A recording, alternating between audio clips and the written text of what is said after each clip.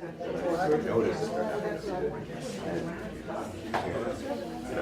begin with, the first order of business is the adoption of the August 21st, 2014 Borough Board Agenda. Motion to adopt. So moved. Second. Second. All in favor? Aye. All opposed? Hearing none, the motion is adopted. Next order of business is the adoption of the July 17th, 2014 Borough Board Minutes with the friendly amendments added in time for review by Community Board Chair 1, Catherine McGill-Hughes. Thank you for that. Motion to adopt? Could I? Yes. Another amendment? I have an amendment, Community Board 4. I'm sorry, my name is Hugh Weinberg. I'm first vice chair of Board 4. I'm here on behalf of Christine Berthet. In the minutes, it says Community Board 4 would vote on our affordable housing plan Monday, July 21st. In fact, that date should read Wednesday, July 23rd. Okay. I'll make that change.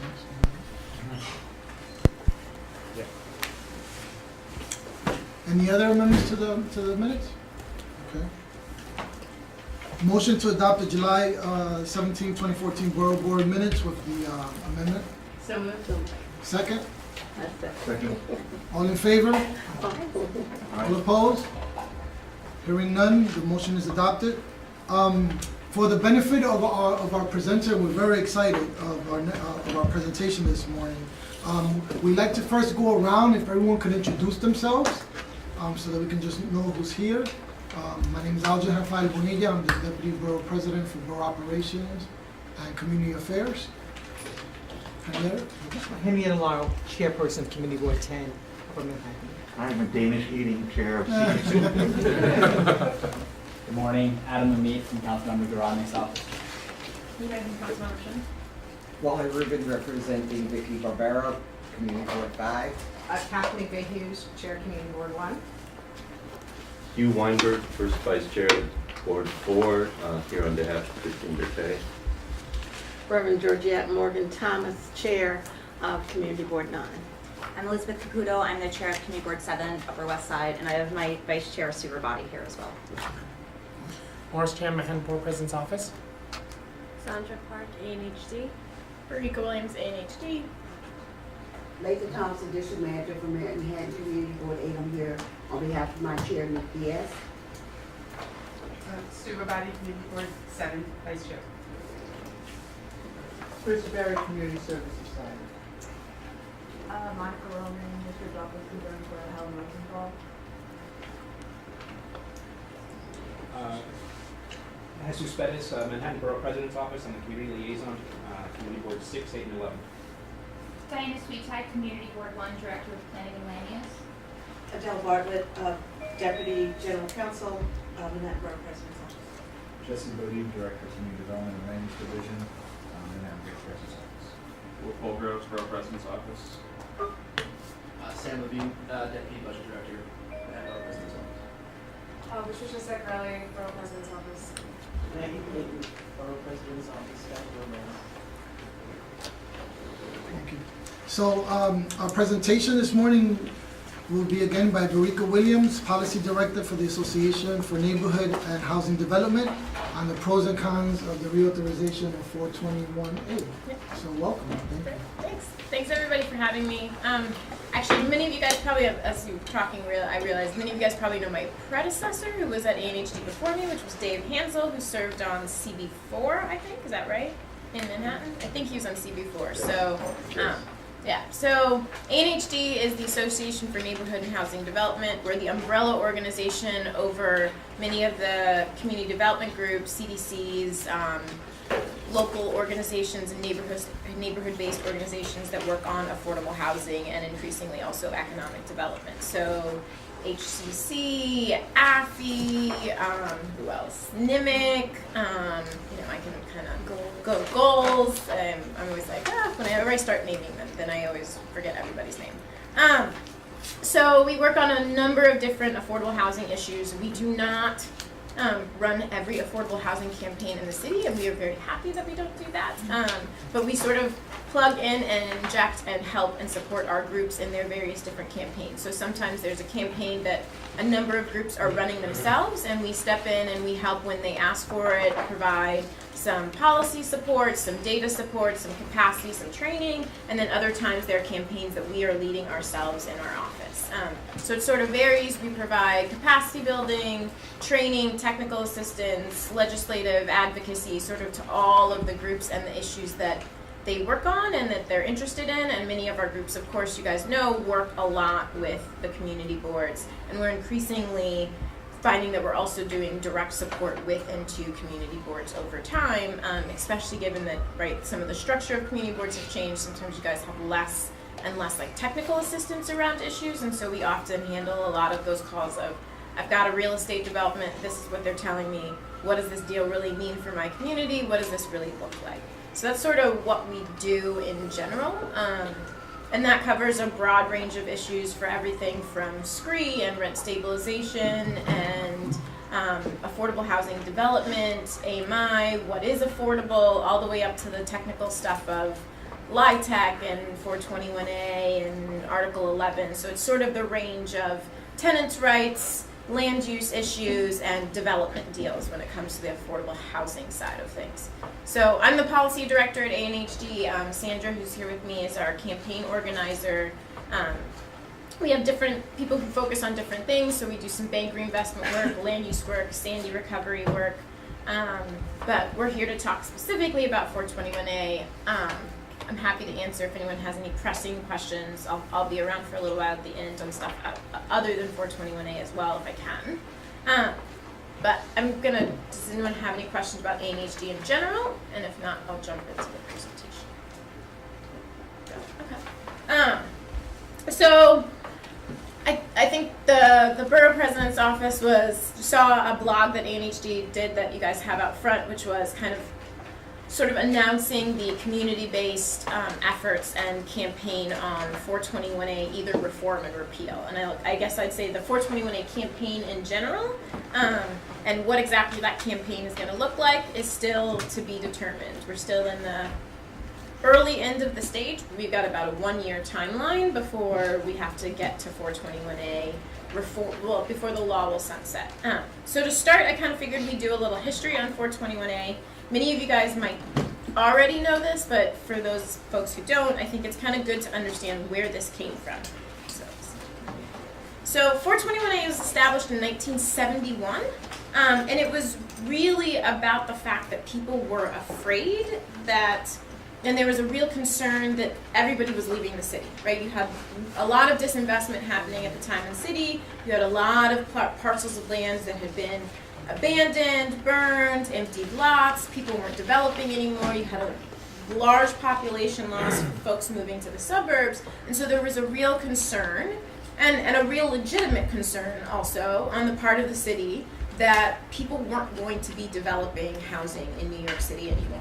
And so this was really the impetus for where this policy comes from. It was a pro-development, we need residential units in New York City again. And so that's sort of the evolution of, that's kind of how this policy came to be. It is a state level policy, so this is one of these things where we're going to be straddling city legislation as well as state legislation. Technically it's property taxes, so it sits within the state, but it has to be, and it's a little confusing. I think it actually gets proposed by the city council then hands it off to the state, and the state ratifies it. But it sort of straddles both ends, here in the city and up in Albany. But basically it said we're going to give a property tax break to anybody doing a newly constructed housing development. And at the time in 1971, that meant if you were doing a new residential building of more than 3 units, you got a tax break. So that's what the original policy looked like. It was a we want residential development policy. It was not an affordable housing policy. It was sort of an economic development policy, but it was really about driving new construction. So in the 1980s is the first time that we have 421A reform. And at that point, there was recognition that the housing market in Manhattan especially had really rebounded, and that there wasn't the same concern that there was residential and population flight from core Manhattan. The housing market in Manhattan at that point in time really seemed strong enough, and so there was concerns about providing this tax abatement for that part of the city. And so at this point in time, this is the first time that we see the city come up with what is called the exclusion zone.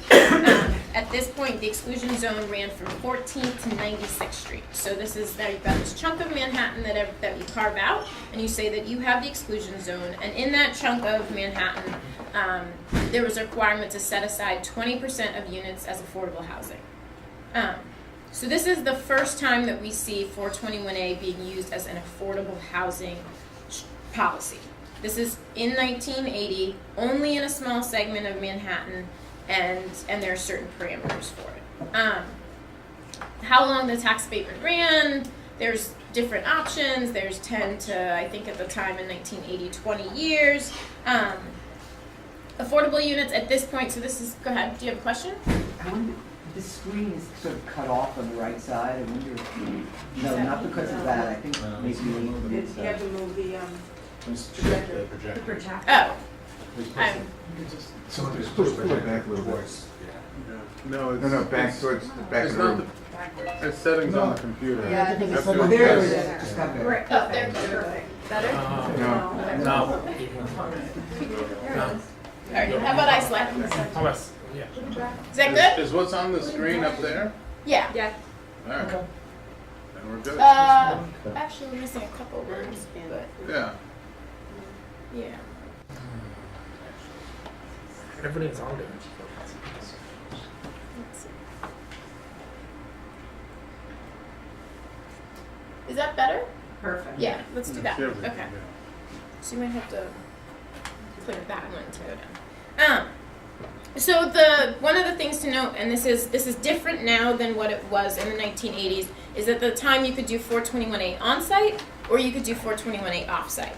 And so at the time in the 80s, off-site meant that you could say, I don't want to do my 421A affordable units as a part of the building.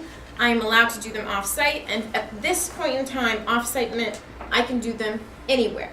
So one of the concerns was, and what we saw was, that many of the folks who wanted the 421A tax abatement, many of the developers who wanted the 421A tax abatement would take the tax abatement for their building, but then put the units off-site in the Bronx or in deep Brooklyn, right? Because there was no requirement for where those off-site units went.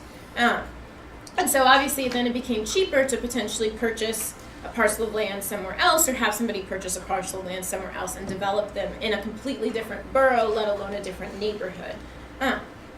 So that was one of the real concerns coming out of the 1980s reform. Another piece of concern was that there really weren't protections for tenants in place. So at this point in time, there are no, as our understanding, and this is going to get to some of the questions later on for where we head next, there really aren't clear tenant protections at this point in time, either for the unit or for the tenant, for rent, for any of the affordable units in 421A. So in any of these 421A units, you're going to have market rate units, you're going to have affordable units. They each have slightly different rules, and at this point, both sets of units seem to not have rent stabilized or rent regulated rules for the tenant or for the unit. So that's sort of where we are. And then for the non-exclusion units, for the non-exclusion zone units, so everywhere else in the city beyond that 14th to 98th Street, you would get your tax break, 100% tax break for the rest of the units with no affordable housing required. And this is how 421A operated from the 1980s till about 2007. So this was, for especially for a lot of Manhattan, if you have 421A units, this is what we're talking about. You guys have some units that have been, there are definitely buildings that have been built since 2007 in Manhattan, but many of your 421A units are going to probably fall in this time band. When you think about new buildings that have gone up in your neighborhood over the past, 20 to 30 years, many of them are going to fall in here. So, any questions from up to here? Just one little clarity. The off-site piece, So a developer can get this 421A for an application for a specific building, but they can actually not use it, they don't have to use it for that building, they can use it somewhere else? So what you would do, this is only for so at this point in time, from the 1980s to 2007, you, as a developer, so I have a building, it's on which corner for you? 135th Street. Okay, so you have a building, it's on 135th Street, I've got 120 units that I'm putting in my building. I want to take the 421A tax abatement, but let's say you're below 96 in this scenario, but I have to build affordable housing in order to take the tax break. So I get a tax break on all 135 units in my market rate building, but I'm required to do 20% affordable housing. I don't have to do those 20% affordable housing units in that same building at this point in time. I can take them and I can put them down the street, down the block, around the corner, or in Inwood, right? I can put them anywhere, but I still get the tax break on both my building and the new 421A units, right? So I get the tax break on the affordable units and on my market rate building.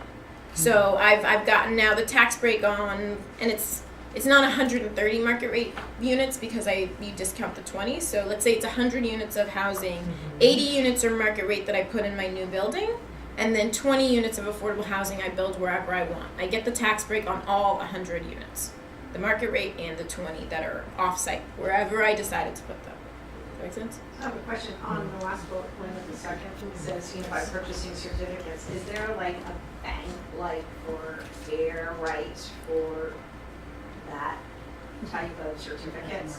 So the certificates, part of the certificates, and gets a little confusing because now the certificates are really only used for IZ. So these are not the same for inclusionary zoning. So these are not the same certificates that are currently used for inclusionary zoning. It's a different structure now. But at the time, I think it was that you could, instead of let's say I'm the for-profit developer that has a market rate building, I could potentially sell my certificates to a nonprofit developer who wanted to do a building. Let's say in the same scenario, I have my 100 market rate units, or I have my 80 market rate units, you are the 20 affordable units, but you're a nonprofit developer who actually wants to put up a building of 40. I give you my certificates for the 20, you put in the money to do your 20 units, and now you've only had to pay half, right? But then I could hand over my certificates and somebody else could do them. It wasn't necessarily air rights, it was more the certificates for the units themselves. It's not, the 421A is also for like Alt 1, it's not just from the ground up new construction, right? It's for new development. New development, not alterations. I think it's only new construction. So there's not substantial. There's a line where you have like substantial enough rehab that you could potentially count 421A, but most of it is new construction. It's not a gut renovation. I built a building with substantially that was not from the ground up, but it was rehab, 80%, and we got the benefit. And yeah, so for some, but it also might depend on when you did it, but there are some where you can do a heavy enough renovation that you have to get a new certificate of occupancy so you can count it, but most of the time it's kind of thought of as more of a new construction tax break. So it's the 100% gut renovation. We did a gut renovation and we're able to use the 421A tax credit. Probably because it was pretty much a new building. Exactly. We just kept the shell outside. Yeah. So what you're saying is if you do a significantly renovated project. Right. Okay. But if I went through and rehabbed the interior of all my units but left the walls and the frame out and everything to that effect, that's not a 421A unit. So just to be, so I'm absolutely clear, so between the 1980s and just 7 years ago, 2007, you could be a developer in Brooklyn Heights, some really nice, part of the city, building strictly market rate. Yes. Strictly market rate, and you'll still get. Yes. Yes. Something's wrong. Yes. Something's wrong. Or on the Lower East Side, That's how we got right? all Or that. in, at this point in time, or in Chelsea. Right. Or, right, so this is a lot of the city that is not being captured in this, right? Or So, Harlem, right? or Harlem, Harlem. right? So all of that new development that happened in Harlem was outside of this and did not include this as a part of a requirement. So, yeah. Okay, so then we jump to the next one.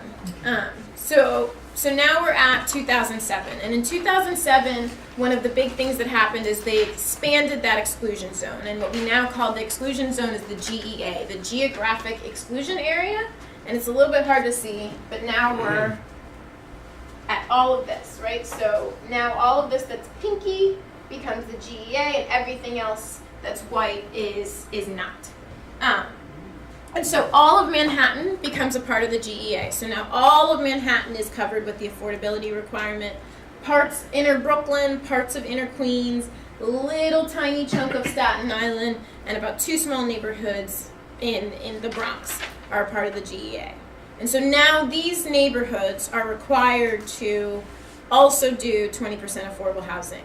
If you were outside of the GEA to this day, at this exact moment, that still applies to you. You still get the tax break with no affordable housing. So that is, for everybody else in the city, for everybody else in white, you get the 421A tax break with no affordable housing as it currently exists right now.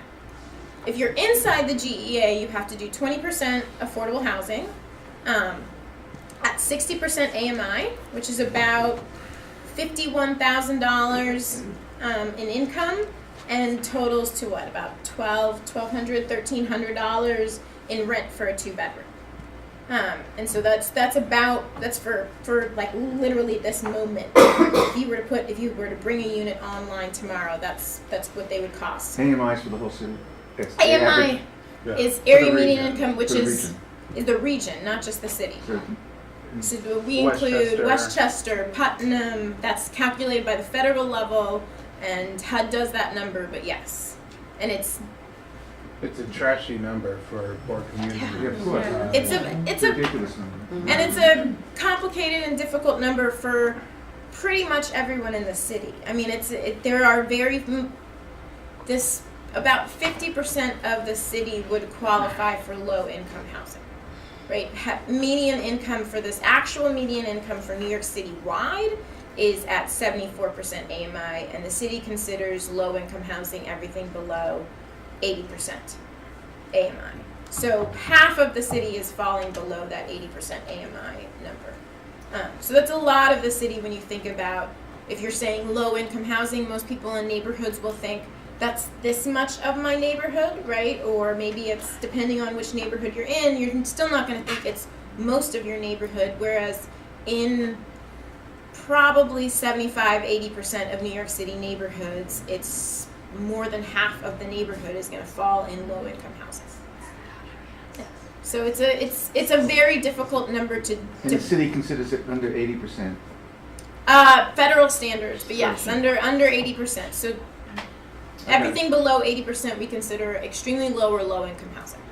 Yeah, which puts you around about $70,000, I think, for a family. So now we've excluded the GEA, so we've got a bigger area and more people are required to do the affordable housing. So this is bigger, so you can kind of see a little bit better. Also, clearly the GEA doesn't necessarily follow lines that everybody would think, right? You go into East New York for parts of the GEA, you go down into Bed-Stuy for parts of the GEA, but there are other parts of the GEA that get left out. So it's also a political map and not exclusively a like what's going on in the neighborhood map. That's part of the political process, though. So the other pieces of the reform that happened were that there's a 50% neighborhood preference, which is critical also from the community board standpoint. So for all of these affordable units that get built, only the affordable units that get built, there's a 50% preference for residents of the community board. So they should be setting aside half of those units. How telling doing you. great. You're doing great. Welcome back. Start again. So for half of those affordable units, they should give first preference to residents within the community board. Now there are some serious concerns about a lot of the rest of this, the requirements for this. The one of the key things, and this is a lot of these reforms are things that community groups pushed for back in 2007 and asked for. The affordability requirements were extended to 35 years, so while the tax abatement for these affordable units runs from 20 to 20 years, there's an additional 15 years that they're required to be affordable. This does mean at some point in time, any 421A unit that is currently in your neighborhood will expire. They will stop being affordable. Okay, so, one of the arguments that I know I always get when we're dealing with developers, and, because we really want to see these units in perpetuity, and they always give the argument that at the expiration, they now have to pay taxes on all of the units, but they're not getting the income that makes it affordable for them to pay the taxes on all of the units. But tell me if I'm not understanding this, because from what I've just heard you say, on the front end, they actually got a real serious break, because you were saying they get a break on all 100% of the units. Yes. So they've already gotten the benefit. So keeping the units into perpetuity becomes more of a budget issue, that they need to have that money and put it aside, because they've already gotten paid on all the units, even the offsite units. Is that correct? So yes, there's a couple of Okay. clarifications. So now we're post 2007, and one of the key reform fights and successful reform fights was that there are no more offsite units. Okay. So if you are using 421A, you do not get the tax abatement unless your units are on the same site. Now, this is where, and I hate to jump into politics stuff, this is where people start to get very technical, because what is considered on-site can be tweaked, right? So this is how we're seeing the conversation around the issues and the concerns around corridor, is that technically a building that is on the same parcel counts as on-site. I have to go get coffee.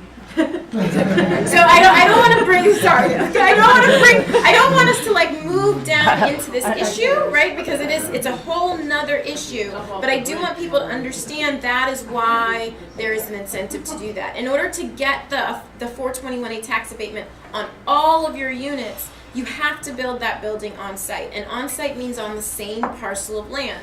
Now, if I put it side by side, but it's on my same parcel of land, if I stack them and they're technically two building systems and it's on the same parcel of land, I still get my 421A on all the units. So it is definitely in their interest, right? They want that tax abatement on all of those units, so they're going to find a way to put it on the same parcel of land. Now, we have gotten to the point, especially in many parts of you guys' neighborhoods in Manhattan, where it is so lucrative, where they're making so much money that they don't even want to do that. So there are people now who are opting out of 421A altogether, because they're like, I'd rather pay my taxes. I'm doing a $9 million condo. What do I care, right? There's definitely the market. There are parts of the market that has gotten to that point. But that is part of why you have things like that happening. That's part of why you have like building systems fitting within other buildings, is because you need to put the units on the same parcel. And this was to eliminate the offsite option, because we didn't want people putting their affordable units in the Bronx when they're building a building in Manhattan. The whole point is to create some affordability for your neighborhood, right? So that was part of the purpose. The reason why we have creative concepts for on-site housing is because they're assholes who are developing buildings, which is a real problem. And, that just has to stop. I mean, we have to make a change, and, 35 years is just not enough. We need affordable housing in perpetuity, and it's something that we need to fight for. Developers will say, we don't know what the market's going to be in 35 years, but I guarantee at any point in time in the history of this city, someone will be making 60% of AMI. Yes. Whatever that income amount is, someone will be making it. and it's just a joke, and it's just absolutely outrageous. And permanent affordability has been one of ANHD's pushing and leading campaigns for any number of years, right? And one thing to also think about is, we'll get to this sort of on the next slide, is that there are some permanently affordable units that are using 421A, but that's when they put 421A with other subsidies. And right now we're just talking about 421A by itself. But yes, absolutely, we and all of our groups would say permanent affordability. Like 30 years seems like a long time when you're talking about some of these things, but it's really not. And in 30 years, when some things start expiring out of neighborhoods, it becomes a huge crisis, right? So the units that we built at the beginning of the Koch era will start expiring in 2017. We could potentially be losing as many as 11,000 affordable units a year because of the 30-year terms, right? So that's more units than we could put into the pipeline under the mayor's new plan, right? So it's a huge putting in place permanent affordability, so we're not constantly having this preservation fight year after year after year is a critical piece of this like overall affordable housing strategy. So we've got, it's extended, but it's not enough. Absolutely, units have to be on site; they can't be off site. You have the community preference. The AMIs are now set at 60%. There are some strange pieces to that. If you have what's called government investment in a building, then it counts as then you get out of that 60% AMI, and that's because they didn't. If the city said we're going to invest in a project, they wanted flexibility for the city, but people again have used it. Developers have sometimes used it for their advantage and done something like use Liberty bonds with the projects, which then allows them to get to 120% AMI instead of 60% AMI. So then you double that number of where they've set the affordable housing. So now they can actually make the housing less affordable by taking a government investment. And it was done so the city had flexibility, but not necessarily intended for the developer to be able to use independently. So that's another fix we'll be looking for. And then the other big piece is the AV cap, which was to say that the assessed value cap per unit was maxed out at $65,000, which meant that you couldn't take the tax break beyond the $65,000 per unit. That again, that AV cap goes away if there's government investment in the building. So if you took Liberty bonds, if you put it with any other city subsidy, any other state subsidy, then that AV cap and that 60% AMI cap change. The AV cap goes away completely, and the 60% AMI jumps to 120% AMI cap. But they're using 421A in my neighborhood with assessed values way north. Way north of 65,000. So, and they're not using any other government programs. How does that work? I would imagine that technically they're probably using some other program that you wouldn't be thinking of. And so that's one of the real concerns is what counts as a government program. Here's the problem. You'll have to explain it. This is a very important issue, everybody in this table. They are putting in housing and they're using 60% AMI. But what you're saying is that goes away if there's government money. But these units, some of these units are $4 and $5 million. So I don't understand. How is it that they're imposing the AMI of 60%, which you'd say go away, and that's the assessed value would go away as well. So it's an incomplete argument here. So let's say, so I don't want to, so if I get too much on the technical side of the financing, Okay, let me know. we're here to But learn. if let's say that you had a market rate building that's units are $10,000 a month, right? That's their market rate units, and then you've got affordable units that at 60% are $1,200. If you financed it just using 421A, that's the only tax break you get, you would do 60% AMI, 35 years, and the assessed value that you would get in terms of the tax break is capped at $65,000 per unit for the affordable units and for the market rate units.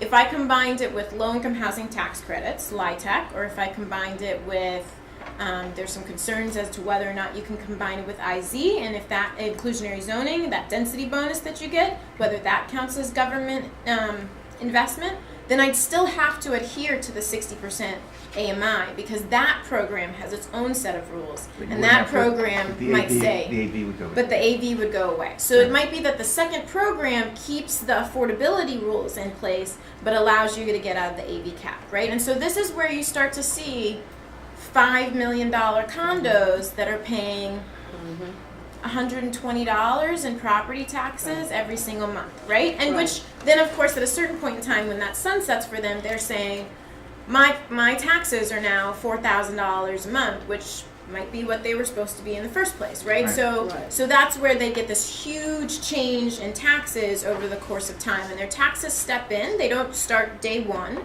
They go from, I think it's at the, year 10, they go to 80%, then year 12, they go to 60%. So they roll in having to take on more and more taxes. It's not like the last day of the abatement the taxes kick in, but it rolls in for them. But it for whoever it is, especially if you're a rental unit, even if you were renting that market rate unit, if you don't know that this big hit for taxes is going to come and potentially change your rent, it does make a big difference, right? So this kind of takes us to 2007. And where we are now, more outside the GEA, again, still no affordable housing required, tax breaks on all of the units, it's available for condos, co-ops, and rentals, and the periods that you get the tax exemption for both the affordable, well, less for the affordable, but for the market rate and some of the affordable units, if you're in the GEA, can range from 10 to 25 years.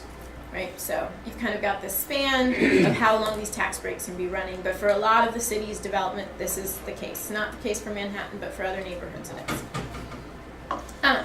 So in terms of the price tag, so this comes to your question of what are they getting? And it's a little bit difficult to say, unfortunately, which I'm very concerned about. So looking back at some of the previous analysis that's been done on this, the IBO did a study, the Independent Budget Office, in 2002, fiscal year 2002, it was $130 million. By fiscal year 2006, it had jumped to $300 million, and last year we've seen reports that it was at $1.3 billion, billion with a B. And this is because this value is all of the market rate units and all the affordable units that are covered by this tax break per year. So that $1.3 billion is about 153,000 units in the city that are covered by a tax break in 1 year alone. That's state taxes. State taxes, but it's the city's property taxes. So if the city was so it's state legislation, but if the city were collecting its property taxes, that money would largely be coming into city revenue. Not entirely. Property tax stuff gets. Well, the 153 covers market and affordable. Market and affordable. We don't know the percentage. Is that an 80-20 break, or we don't know? So that is, and so now this is getting into some of the issues that we are digging into and concerned about. It's not clear that we can find out what the break of those units are. I've never been able to. I've been trying. So because in the database you've got all of the units that are getting a tax break. It does not tell you this is an affordable unit or this isn't a non-affordable unit. So really the only way to potentially do it, and we're going to try to do this, but it might not be possible, is to run the analysis on every single building, see where the building is located, decide if it is or isn't in the GEA, and then take off 20% of the units that are inside the GEA and leave everybody else. But that's really the only way right now it seems like we can do it. And that doesn't cover things like there's special circumstances. There's a couple of items that got 100% tax abatement, no affordable housing inside the GEA. We would miss that, right? So there are circumstances where things have gotten through the system inside the GEA without affordable housing. Like 157. Yeah. Right. So we would not see those, right? We would count those as 20% affordable housing, right? So, but that's even with best estimate, even being very. And you can't tell offsite, onsite either. We can't tell. Well, so at this, for 2013, the units we would be looking at were, and this is in 15 Central Park West has a 421A. Right. And they have offset. I don't know if you captured it. And so their units, and so the other thing is this is a point in time, right? So 2013's data is going to cover units that were built before the 2007 period, Exactly. right? So it's very difficult also for us then to say, well, that means Manhattan has X number of units because the units pre-2007 could have been somewhere else, Exactly. right? So it's in many ways right now, the numbers and the data are maybe going to be a little bit of a guess. Like being incredibly generous right now, we could say that from the 153,000 units that are in the pipeline, if we wanted to be really nice and said 20% of them are affordable, it would give us 30,000 units, which when you back out from that 1.3 million number and said they're affordable over 35 years, would mean that each unit was costing us about $913,000 per affordable unit over the course of the some of these units, though, from my experience, are permanently affordable. I don't know, because sometimes there's a special deal kind of. Well, and so this is yet another issue and another concern is that we also can't distinguish in the database between units that are only subsidized from 421A and the units that are subsidized from 421A and other things, right? So a huge concern for us moving forward. So maybe you could jump to some of the next ones. Is so the law sunsets in June 2015. This is not a case of absent of action, the law will continue. It has to be renewed, it has to be re-ratified. If nothing happens, 421A technically goes away. There are very slim chances that would happen, I would say. Like, very, very slim chances. Even with a push, this is the real estate development community's probably most wanted and desired asset. So the chance that 421A disappears in full is very, very slim. It has to get voted on by both the entire city council and by up in Albany by all of the legislatures there.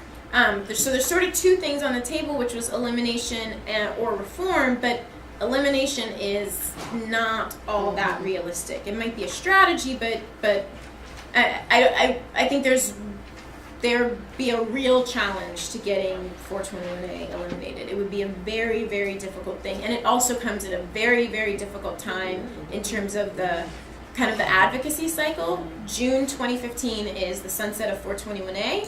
It's also the renewal of rent reform, and it's also the time of the RGB vote here in the city. So you've got three major housing events. RGB rent guidelines board, so that's when you decide what the rent increases for all the rent stabilized units are in the city. We've got three major housing advocacy events that happen pretty much in the same month, pretty much week back to back. So the idea of these groups having enough capacity and push to be able to run 2 state, 2 city, and three state and 3 city level campaigns all at the same time is hard. It's a hard. What was the thing second to one do. again? Rent reform. Rent stabilization. So we've got rent reform, which is The rent guidelines. What? Rent guidelines. So you've got what the increases are. You've got the rules around rent regulation. Can you take IAIs? Can you take MCIs? So these are like independent increases, vacancy decontrol of units, things like that. That whole set of laws will come up, and 421A will come up, and they're all literally within 3 weeks of each other, if even that. So it's a tough season also to think about doing a big. I mean, everyone will be doing a heavy push, but it's not as if you can do this for a year and then go on to the next thing. So I think this could. So that goes to the question: should they be getting 421A at all? Like, should this be on the table? Are there places that it shouldn't be on the table, right? And some of this is, do we need to be treating different neighborhoods differently? And if so, how do we do that? That's some of the questions that folks have had. Another question, this goes to BP Brewer's point, what about double dipping and triple dipping? So this is something that we see very frequently is if you take 421A, you've already done the 20% affordable housing. Many city programs and many other programs say, if you do 20%, we will give you this money. Well, if I already have to do the 20%, why wouldn't I go get a density bonus and do inclusionary zoning? And why wouldn't I go get tax breaks and tax credits for the same unit? And so now I've got 3 funding sources that are going into the same affordable unit, and I'm getting all 3 sources and counting them for the same set of units. And we see that pretty frequently. Can you schedule the density bonuses for us? Say that again? Can you give us an idea of the density bonuses? Oh, yeah. You go up? Yeah, so it's 33% increase. No, I know, but is it an Oh, you want FAR to bonus? say Is it an F? Do you want one? No, I'm asking, what is it? What is it? Okay, sorry. You're trying to build affordable on-site, David, or outside? No, I just want to know what the regs are. Oh, so so this is for what's currently the voluntary inclusionary zoning program in the city. You get 33% increase in space, so in buildable square footage, and from that you're required to build 20% total affordable housing on the residential units. So I'm permanent now. permanent now. So now those units, so if you were doing 421A and inclusionary zoning and you put those two things together, you get the tax break, you do the 20% affordable units, and you get the density bonus, but now your units do have to be permanently affordable. So this gets to your question. In that scenario, you have permanently affordable units. I just want to add something to that, because now you learn the hard way, which is unfortunately how I learned things. They are complaining, developers. Liz and I know. So when they get the IZ, what I call it, inclusionary, I call it IZ, but inclusionary housing, then they get the 421A. So they say, oh, 421A is going to run out. Yeah, hello. And then I'm not going to be able to have permanent. Oh, yes, you are, because you got the inclusionary. Exactly. So I'm just letting you know you're going to get a fight back on that, Right. which of course is the law, but they don't want to abide by it. So we probably need to be aware of But that. that's why it's so important that we're having this discussion. Because they need to do the Because research, that- whatever you that say. is always the argument when they come before community board and we sit down meeting with these new developers, that they start crying about, oh, this is gonna run out and then we gotta pay all this money. But in actuality, they're not. They're getting this money kind of on the front end. Right, so I'm just saying this, but I was always under the impression it wouldn't be a fight. You get inclusionary, that's the law, but I'm getting a real push.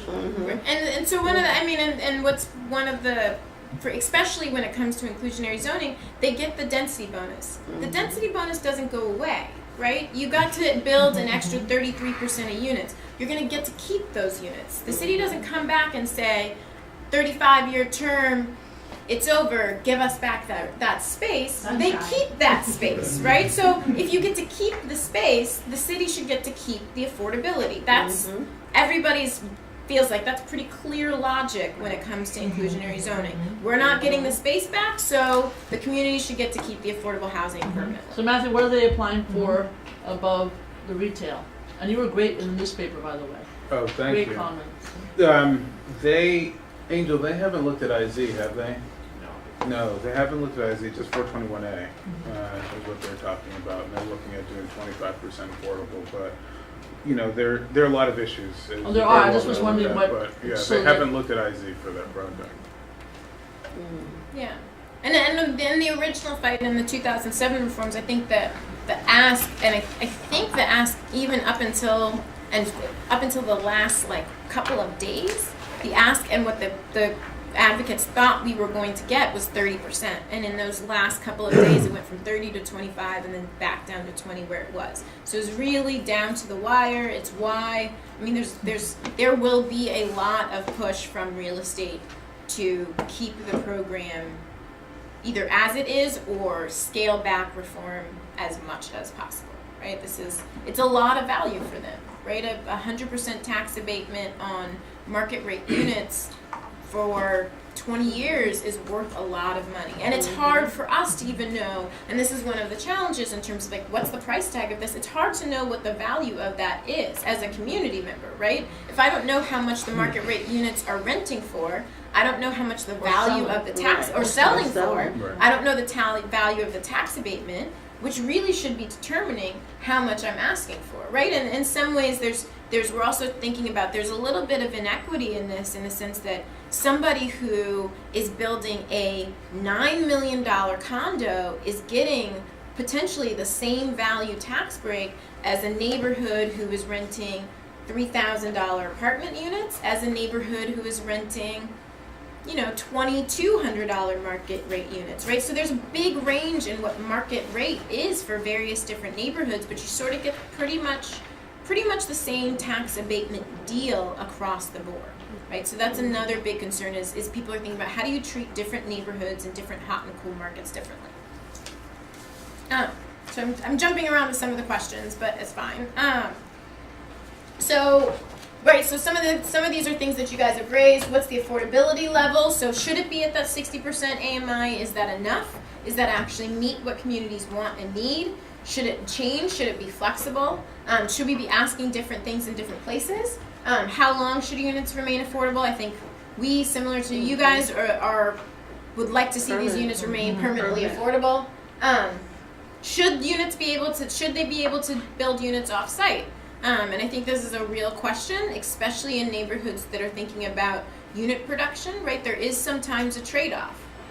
What would it look like if somebody, let's say 157, wanted to take the tax abatement, didn't want to build the units on site?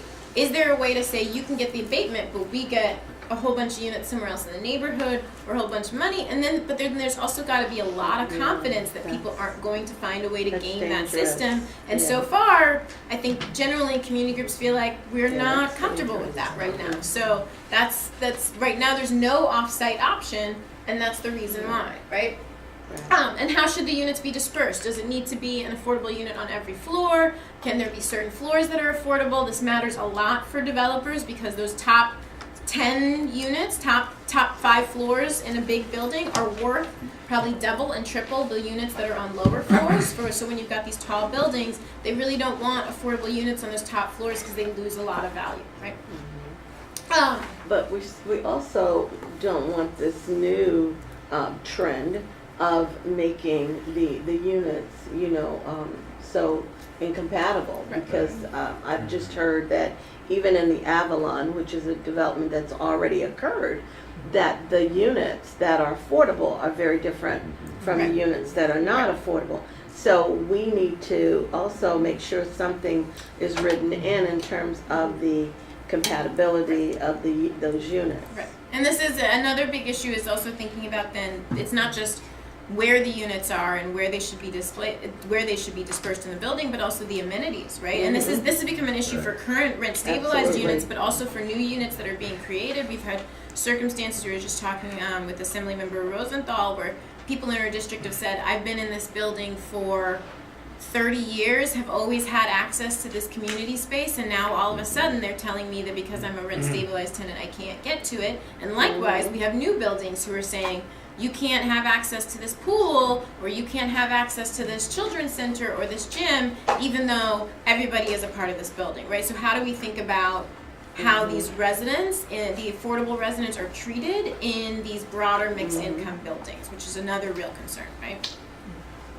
And then the last set of questions that folks are talking about are kind of like, what should the requirements be to get into a unit, right? So there's a lot of concerns that the affordability levels are set, but what you have to do to get a unit varies per developer, because they're the ones who run the application process. So we have cases where people are at, we were just talking about this in downtown Brooklyn, where the affordability levels are down at 30 and 40% AMI, which is great. They're they're deeply affordable, but they're looking for near perfect credit scores, right? So that's incredibly difficult for a household that's making $30,000 a year to potentially have a perfect credit score to be able to then get an affordable apartment. And we have another problem, sometimes you want to do home ownership, it's a good concept. Guess what happens, who can get that mortgage? Right. So will it be the Columbia student who's got parents who can sign, co-sign, or is it gonna be a family who needs it? Right. I don't know the answer, I think I do, but I wanna raise the question. Yeah.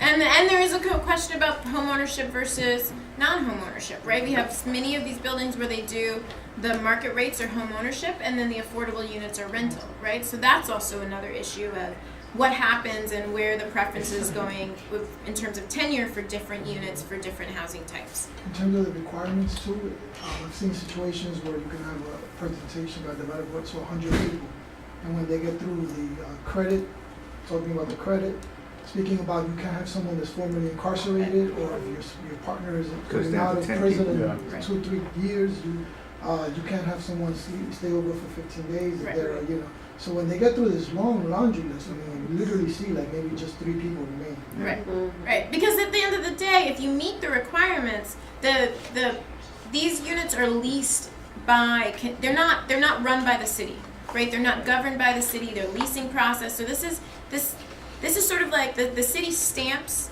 yes, you do or don't meet the affordability requirements to qualify for 421A. You've set aside your units, and then it goes to finance, and finance gives the tax breaks, right? So, which is another big concern because the city, this is not the city's run program. The city doesn't keep track of the affordability year after year on these units, which is now a big concern as we're digging through this data and trying to find even the units. It's like, who's been watching whether or not these units are staying affordable? Who's been watching whether or not these units have been taking more than the RGB increase? And it's not clear if there is a entity that is responsible for monitoring these units each year. It is clear. There is no. So, I've been out, I finally got the list, as Liz knows, for District 6, City Council. That, it took them 4 months at HPD to get up that list, and they don't have it for any other district in the city of New York. okay. So, and another issue that we've realized is that the tax break runs for 20 years, right? So this is on the units that have to do an 80-20. The tax breaks runs for 20 years. The affordability term runs for 35 years. So you've got an extra 15 years in there. We don't know if the income restrictions only exist for the 20 years or do the income limits exist for 35 years. So potentially, let's say you've got a good actor developer who is following the rules, they could say, $50,000 for the household income is the max. They follow that for the first 20 years, but then potentially for the last 15 years, you could have someone say that income eligibility no longer exists. I can follow the affordable rents, right? So your rents are still affordable, but I could put somebody in that unit who could be earning $175,000. And we don't know right now if that's legal or not. That's true. We actually don't know if those terms continue beyond those 15 years. So there's a lot of questions about how this program works. But there's and another operates. issue, unless I'm wrong. I know I've got the Westmont and some of the other buildings versus where there was some kind of a restrictive deck in some of the buildings that you could stay as a rent stabilized tenant once either 35 or 20 runs out. Right. As long as you're alive, basically. There's no succession, unfortunately. That's another issue. There's no Right, succession. succession is a big issue. Right, so I'm just saying, when you have to kind of know building by building whether you can continue at that rent stabilized rent. Nobody seems to know. Well, and it's succession is an issue. I'll get to you. But it also comes back to, are you pre or post 2007? Correct. So post 2007, the unit at the end of the unit, if you are in it, you're in it in year 20, and you stay in year 21. Fine, it stays affordable. You're in it. It's a different person, same person. They're in it in year 30, and then year 35 comes. Fine, that person can stay. As soon as that person leaves, that unit goes to market rate. As long as that person stays, that unit stays affordable. That's if the unit was created after. It stays with the RGB. It stays with the RGB increase, right? So, but that's after, if the unit was created after 2007. That's how it exists now. That's how it exists right now. So But not if it went into the program pre, because I got a building all, like 30 tenants showed up. Right. It's like, what happened? Well, 421 ran out. I thought you stabilized. No. No. So for the units prior to 2007, we think that at the end of the affordability term, there is no rent stabilization protection for the tenant in place. The other concern that we've increasingly seen is that it's not clear that landlords know or necessarily give the right lease to different tenants, right? You've got a market rate lease and you've got an affordable lease. Sometimes you have pre-2007 leases and post-2007 leases because many management companies are managing different buildings. Sometimes you've got the lease for 421A, you've got a lease for IZ, you've got a lease for tax credits, right? And so we know in the past month that there is somebody who was in a affordable 421A unit that got a market rate lease with an affordable rent on it, right? So they got the right rent written in, but it also means that their lease has all the wrong regulations because they're not protected under a market rate unit the way they would be under a affordable unit. So there's a lot of concerns about whether or not tenants who currently are in the program know what their protections are, know their rights, that the landlords might not know, that the management company might not know. There's a lot of concerns about misinformation if people have the right thing. So, I mean, there's a lot to do. There's a lot to do in terms of reform and clarity for the program. Don't forget the preferential rent leases also. That's another little caveat in all of this. that, you know, that just takes. That has nothing to do with abatements though. That's That's just just to do more with rent rent stabilization. There's nothing to do with But that's abatements. what I was talking But about. that law will also come up in June. That's the, okay. Yep. So in your report for 2014, do you list the affordable apartments and their So addresses in order to get that 153,000? So the 153,000 number is a database from HPD. It has all of the market rate and all of the affordable units in it by address. We do not know which ones the affordable units are. But also HDF, wouldn't the state housing also have a different list? I'm trying. We'll see. Yeah, just so you know, there's another list, which is the state finance. State finance? Yep. Housing Development Fund. But right now, if I wanted to go somewhere and pull a list of all the buildings that are covered by 421A that have affordable units, I do not think that if you ask me to do it in the next hour, I could not do it. I don't think that it's something that can be pulled from anywhere within 48 hours That's the experience notice. we're having at community board meetings because we're updating our data. And I just want to make sure we were not missing something. So it's like, okay, this resolution, this PowerPoint slide. This building, yes. So are you guys, ANHD, thinking of putting together a program of reforms that you, or perhaps you and a coalition of people, want to have happen in June? Yes. And are planning a campaign to, Yes. that is happening? Yes. Yes. So we've done an initial set of meetings with ANHD member groups to say, okay, groups have seen this come across their desk in terms of from the community group side, some of which serve on community boards, but you guys work together, but it's not necessarily the same entities. How do people feel? What are the concerns? What are the issues? This is where we've got a lot of these questions coming up, right? And so as a group and as a broader coalition, it'll be ANHD plus others, right? So we did the initial meeting as like ANHD membership because we like to check and get our membership on board, but that coalition will open up. There will also be other coalitions around 421A. I'm imagine and I'm sure good governance groups are going to want to be a part of this conversation, right? This is a big price tag, and it's not clear how the price tag connects to the public value and the public good. So that conversation over the next couple of months, I would say, there is going to be hammered out in terms of what are we asking for? What's our ask? What do we want? What do we want these rules to be? What do we want the affordability to be? How does it look different? What things would we want to change? So is your mission to put together a coalition? Is that your campaign mission? Mhm. Put together a very wide coalition? I mean, yeah, that's our, what That's we it. see in the horizon. Right, and are you looking for community boards, all 50 pass miles? Absolutely. Community boards. Yeah, absolutely. Yeah. We're going to consider you should. guys as stakeholders. Absolutely. But you need to give us a resolution, because community boards can't wake up and say we're for this. That's They right. have to go back. That's right. So you Okay. need a resolution sooner rather than later. Okay. To And the tell us- community boards, and Well, then they not- can and tweak Thank you, it. Gail. That's what I want to Sure, say. and not just a resolution, but there are those of us, a lot of us have been dealing with this issue for a long Yeah. time, Yes. and so we're very familiar with it. Community Board 11 is. We'd like to work with you. I mean, there are a lot of issues that we're dealing with, in our community, and the expiration of many of these contracts is going to have major impacts on our community, Right. where we anticipate and have done an analysis that by 2040, 12,500 units of affordable housing are going to expire. And we're Just in looking Board at, 11. just in Board 11, How many just in units? Board 11, 12,500 by Yeah. 2040. And so there have been talks about development, talks about somewhere around 10 million square feet of development that's been discussed in our community right now. And if you sort of do a breakdown analysis, we're talking about 10,000 units. If we do 80-20, that's only 2,000 units. We're losing 12,500. There are major issues that need to be addressed. Right.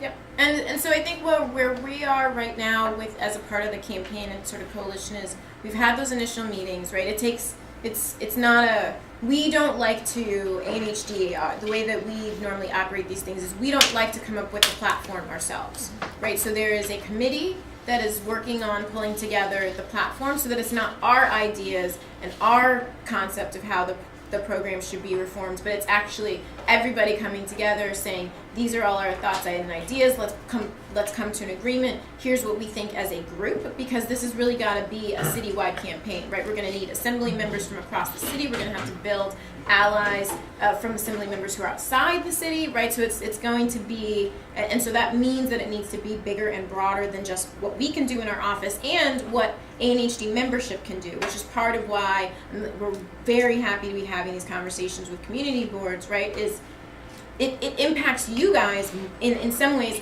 the same way it impacts the community groups. It's right, it kind of, you guys are moving towards the same concerns and the same goals, and so I think where we're headed is we've just had the campaign meetings where it's like, yes, we're going to do the campaign, here are the issues, here's mapping out the timeline, here's some of the different folks that we're going to need to talk to. Let's start working on the platform. So how do we be part of that discussion? Not to react to something, Right. but to be part of it. To be proactive. I mean, I think it would be helpful to get, if you just have a draft of what some of your ideas are. Okay. And, you know, and then we could have a select meeting, because this is complicated, Right. with whoever you want in your 12 boards. Housing committee chairs, too. Whatever, We you have an decide. AA task force, I mean, that's. Okay. You we all decide, work. but we need to do that sooner rather than later, to have something to react with, and then we could add our many comments. And then we really need to have an identified group, because the more. Well, Georgia, we can do, that's not up to them, we can do that amongst ourselves. Right, that's what I'm saying, we've But gotta have. that's not her problem. Right, but we have to have a We'll work major together, group. Right, and I mean, if there's a group of you all, like also right now, so far we've done the campaign meetings internally, but they will not, Branch out, they'll branch out after we get through through a little bit of September, right? Everybody's been gone for the summer. So once we get to September, those campaign meetings will start to be open beyond membership, right? And so They may not all get there, so Right. I'm just letting you know how it works Yeah. in reality. So we'll be sure as we start drafting the different pieces to get it to the BP's office and then work with you guys in that group. Okay, that would be Thank you great. so much, thank you so much. That's the best presentation I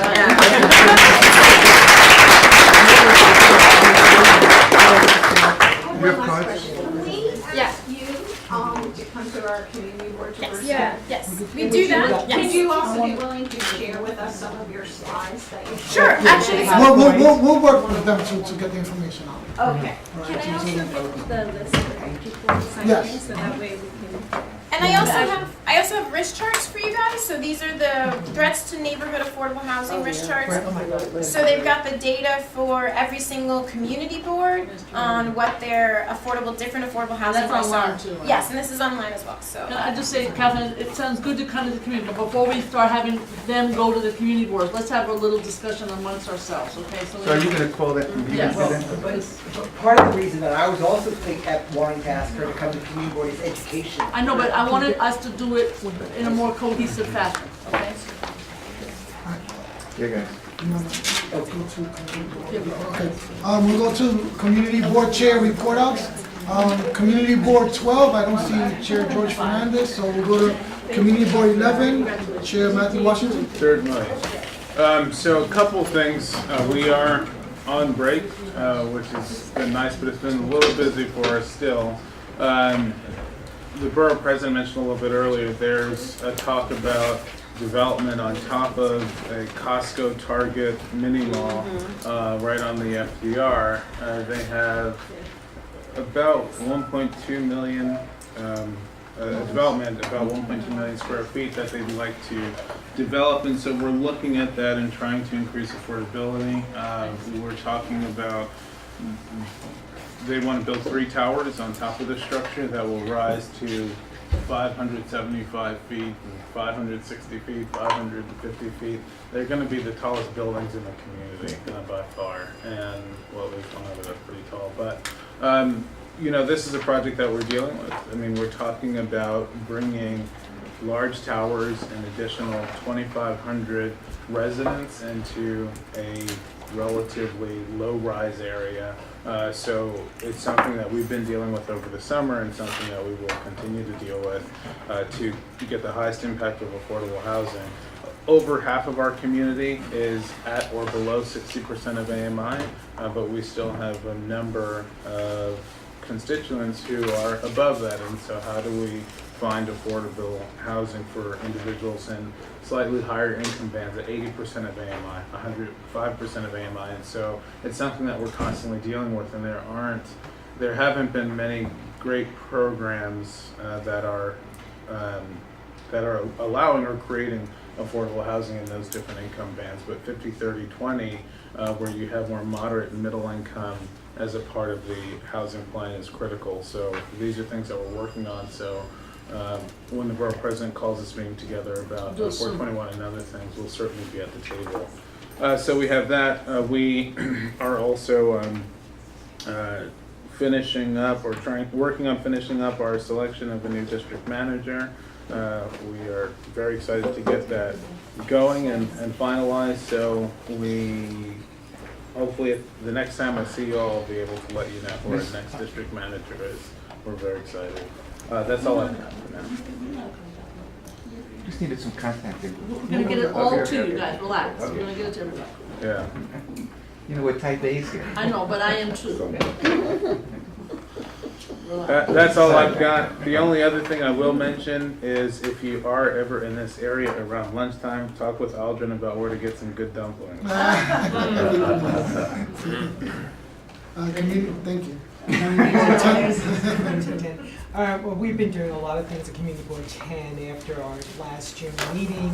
We had a digital technology conference at the Harlem Garage, which is one of our newest incubators in our community. And at that particular conference, we had a lot of companies who basically deal with the digital. It was amazing what's going on in the community that we didn't know, but now we know. We're spreading all this information and getting people educated on how to use digital and what's going on. So that was one of the great things we did. Just 2 weeks ago, we had a gun violence town hall meeting. And at the time, our area was very low in gun violence, but what has happened the last couple of weeks since that town hall meeting, there have been so many shootings. And we were looking at from what can we do as a community, and we have a couple of great ideas what we're going to do as a community board, but now it goes a little further because just the guns in the communities all throughout New York City, as you can see, is just rampant. And it goes more than just trying to get them out of the community. As far as I'm concerned, I don't know, the government trying to get them from coming into our country. But the gun violence town hall meeting was really good. We had 3 deputy inspectors there, and we had a complete platform of police officers, and they stayed for the actual 3 hours. They stayed. We also had many advocates for gun control, and it was really good to bring everyone together. And the basis for this, the purpose is really to get the community involved in what's going on, and as a community, what can we do? And we don't want to stop there. We want to get some action points out of this. And we will be coming up with a paper, again, Community Board 10, in terms of what we are going to do. And talking about development, we have a lot of businesses coming into our community, and I don't think we have done our job in terms of working with them to make sure we know what jobs are coming into the community and how do we get people trained for these jobs. So this is something we want to do so we can get our young people into jobs, get them into training programs. So I'm going to be working with Workforce Development and working with Harlem Development Corp. Just so we can know what's coming in our community years before to get people prepared for these the jobs. Everything Matt said without the numbers, we have to change our numbers, is the same, things that are going on in Community Board 10. We finally got a full complement of staff, and that's really been really helpful to us to get them acclimated to working in the community board during this summer, and hopefully we can get off to, not hopefully, we will be getting off to a good start in September when we are fully, ready for our board meetings. So that ends my report, but we've been doing a lot of work. It's been a very interesting summer. There's no time off for community board chairs and district managers, as you know, but it's been good and very productive. Thank you. Community Board 9? Yes, thank you. Community Board 9, also, you've heard that we've been having quite an increase in gun violence. So next Saturday, August 30th, we will be partnering with Dougie Fresh and several other local groups to do a Stop the Killing gathering between 145th and 142nd and Edgecombe Avenue. We also will be having a community vigil on September 5th. West Harlem Empowerment Coalition, which the community board is a member of, will do a vigil to come up with some way to honor our young people who've been killed recently in our community. And you know, when we talk about, and the forum was very, very good. I attended the Community Board 10 forum on violence. And one of the things Community Board 9 has done, because we keep saying, what can we do with these young people? And many of our adolescents and youth are kind of considered lost. Well, Community Board 9 is working with Dr. Steve Perry, who did the documentary Save Our Sons, and we're looking at developing a high school that will focus on young people who are those hard to reach young people. They've had a great deal of success in Hartford and Bridgeport, Connecticut, with the young people who have many of the same characteristics, and we're looking to have them come in and help us. We've actually made the application, Dr. Perry has put in the application for the high school to the state. It will also help us. A charter or a regular? It will be a public school, more, I think it's called magnet school. And so the other thing that we're hoping this will help us do, my thinking was twofold. We always complain that we're not getting these 40 scholarships due our community through the Community Benefits Agreement with Columbia University. Well, having a school, we will certainly be able to generate because their graduation rate is very high. And we will be able to make this a twofold situation. Help our kids have something else to do and not, you know, be involved in violence, and also help our community to disperse those funds that Columbia seems not to be able to give out to anybody. We'll be meeting this afternoon with the West Harlem Development Corporation. We're establishing the Affordable Housing Trust that will oversee the dispersion of $10 million that comes through the Community Benefits Agreement to allow us to develop additional affordable housing in the area that Columbia has expanded in the Manhattanville area. Also, unfortunately, one of our leaders in that area, Ms. Morrison's son, became victim of violence, of gun violence. So do keep her in your thoughts and your prayers, because there was also another family member involved, and so that's very traumatic for the family. We are really ecstatic. To a lot of people, it seems like a little bitty thing that our board has done in terms of the development of the Cathedral project at 113th Street. But we have a contract with a minority construction company that's partnered with the construction company that they brought in on the project that gets the bulk of it, but this minority company will get, has a contract signed for $1 million. We have a PR firm that's working on the project that's minority woman. We have a leasing partnership that's about to take place with a minority and a woman. We have 2 administrative positions, $40,000 with health benefits, that 2 individuals from CB9 have been hired on this development to work.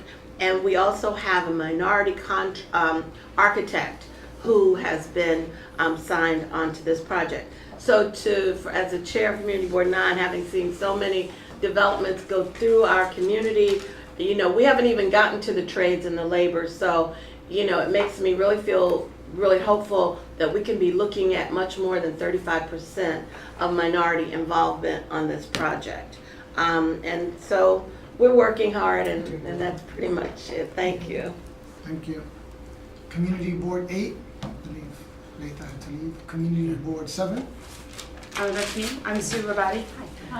Elizabeth had to step out, and I've stepped in kind of at the last minute. You gave a lot of good detail. I don't have that much detail, but I'm only second vice chair. Okay. The West End Avenue issue has been obviously in the news throughout the city, and the Department of Transportation has been very responsive in working on the redesign. They've redesigned actually several intersections up in that area. Most recently, they presented to the Transportation Committee, big community turnout, of course. We were generally very much in favor of the redesigns. We thought they were thoughtful, well done, a little late. But they're there, and they should be, it'll be voted on a full board in time, because we meet the first Tuesday of September, so right after Labor Day. So that should move ahead, we hope, very quickly, and be effective and keep our citizens safe. The Apthorpe, as a landmark, was very controversial. They wanted to add 2 stories. Our community board felt that that was not appropriate for the neighborhood, not fair to the existing neighbors. We understand that it has been approved by landmarks with a redesign that puts it at 1 story. That does look much more appropriate for the neighborhood. Not perfect, but much more appropriate. A long ongoing issue, Playground 89, is finally going before the Public Design Committee in September, and hopefully is wrapping up. New issues we have coming up, Megalith has acquired 3 small lots on West 66th Street, the south side, and Extal has acquired the synagogue adjacent to it. We're under the assumption that they're going to be working together. It's mid-block. There's a lot of as of right. That area was carved out of the historic district, probably as a courtesy to ABC many years ago. And so there's a lot of community action trying to find out if there were promises or assertions given years ago to get the carve out, but probably nothing we can find. And we're, land use committee is looking into proactively, how we can participate in that. The construction to take down the existing buildings has, I believe, already started. They needed to get that going right away, but no architectural plans have been drawn up, we've been told. B2B, I don't have the date of the next B2B meeting, but our BCI committee keeps putting out a B2B probably every 2 to 3 months, and they're very well attended. You know what the B2B is. Okay. We've had forums on. Yes. But I won't go into detail. And social media. We have a half a dozen people on our community board that are hyper into social media and how we need to be much more proactive on that. And we, I happen to be leading the group and trying to keep them calm. We think that we figured out a way to do streaming, internet streaming of the full board meeting. And they want to do it September 2nd. And I think we really need to make sure that everybody in the community board is aware that we're going to be doing that and that we're not violating anything. So it probably won't be able to do that live September 2nd. But we hope by the October meeting we should be able to figure it out. I'd be asking Elizabeth to be asking for any direction from. No, but I want to say publicly, because this is obviously being filmed, thank you to Manhattan Neighborhood Network.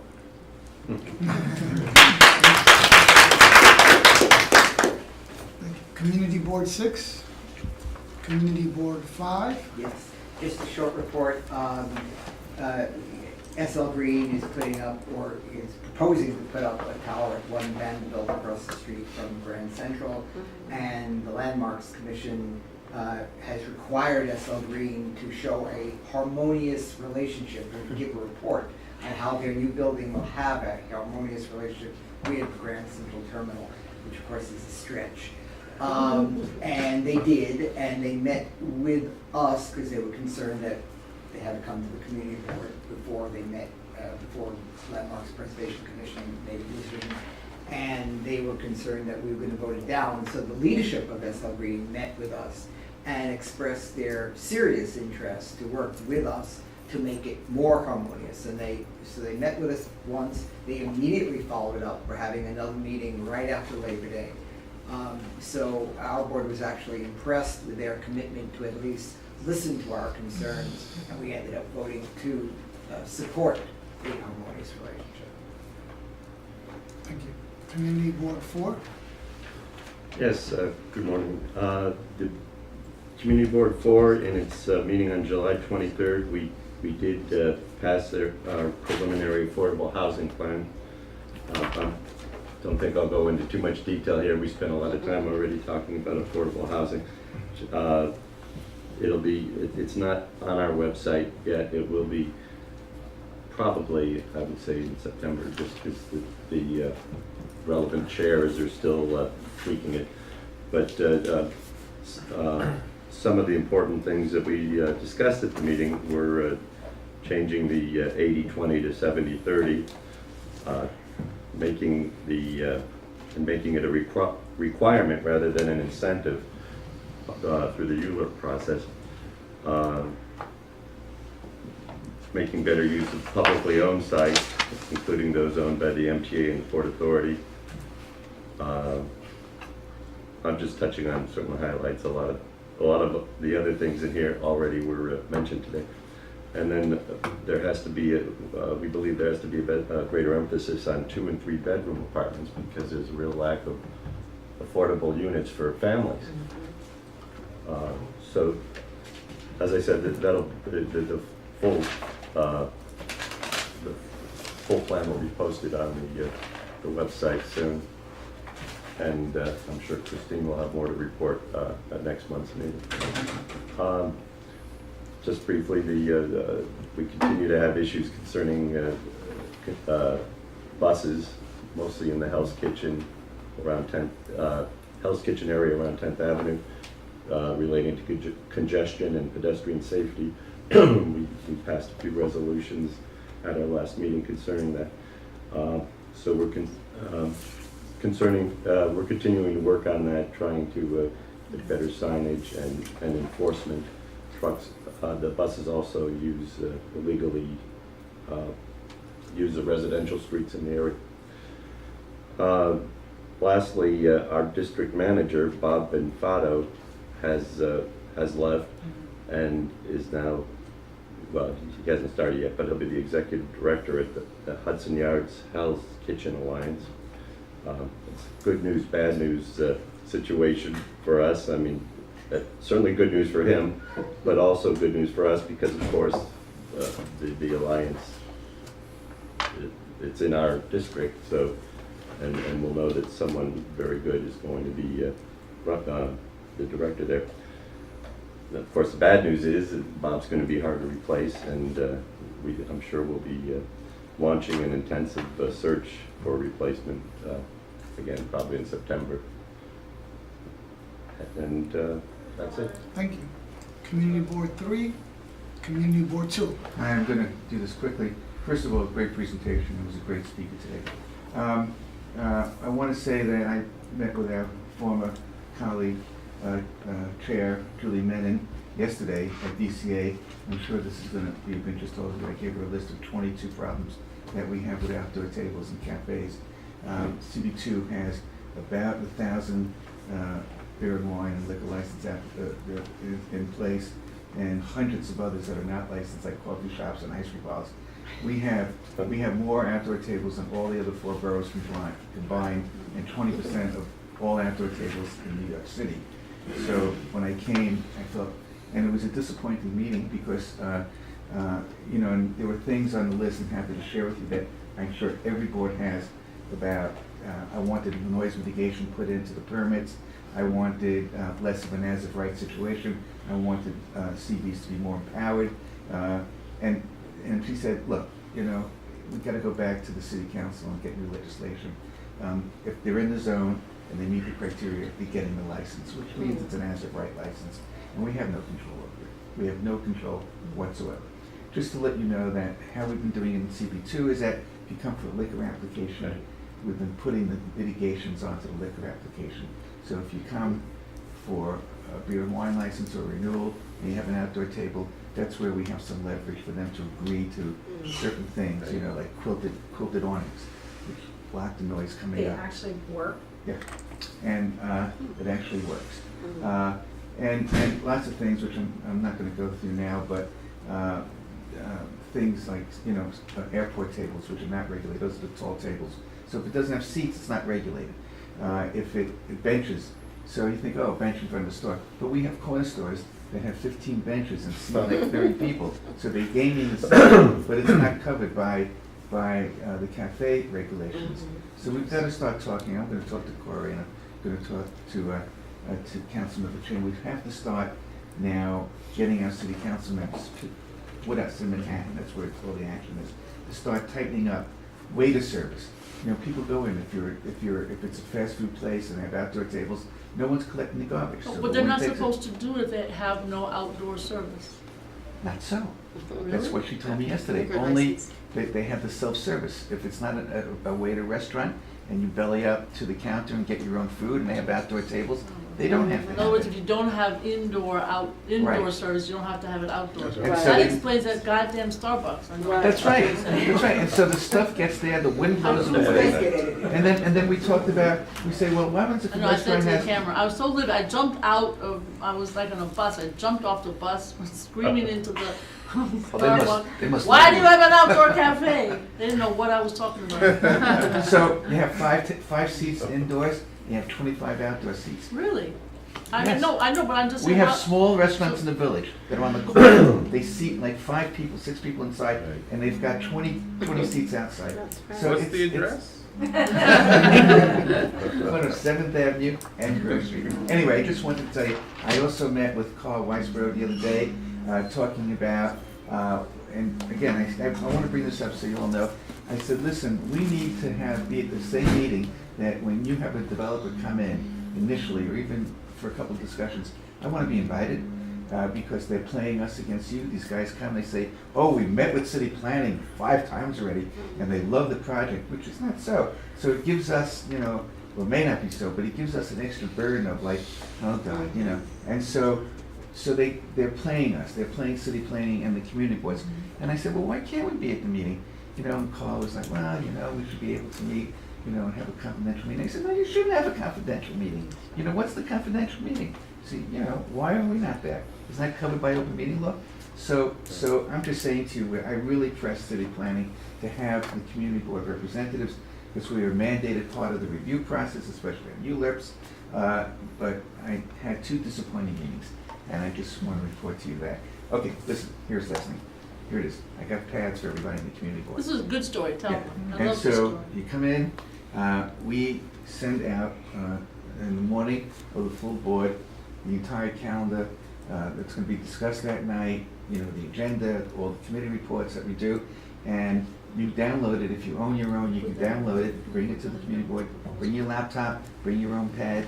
I bought 20 of these, so if you don't have one or you forgot, I'm going to give you these. They get loaded in the morning with all the reports. We bring a power stick with us, and just in case you forgot to load yours, we'll power you up. The site that we have our meetings is Wi-Fi, so it's on our website. If the community, anybody wants it, they can download our calendar and agenda. I'm trying to get rid of the paper and the ink, and so we're going to amortize this. And then this one also, you can make notes on it. You can email from here.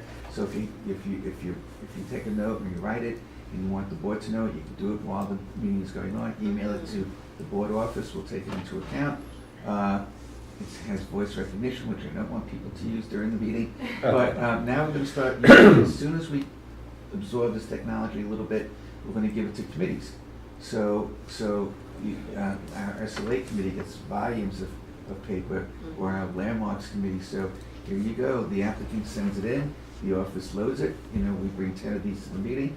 We give it out to the members. There's a number. Each one has a number. We got to sign for it. Which means so if number 2 doesn't come back, we know it's you who took it, Matt. So I took 3. What's that? You took How much is each pack?